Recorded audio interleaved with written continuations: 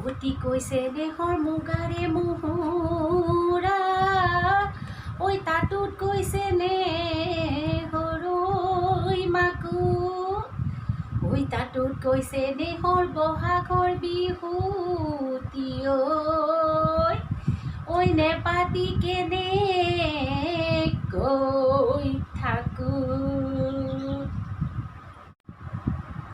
নমস্কাৰ, মই মাজনী আৰু মোৰ ইউটিউব চেনেল ইউনিক মাজনীৰ পৰা আপোনাক আৰু আপোনাৰ সপৰিয়ালকে ৰঙালী বিহুৰ হিয়াভৰা ওলগ যাচিলোঁ আৰু লগতে অসমীয়া নৱবৰ্ষৰ আন্তৰিক শুভকামনা জ্ঞাপন কৰিলোঁ।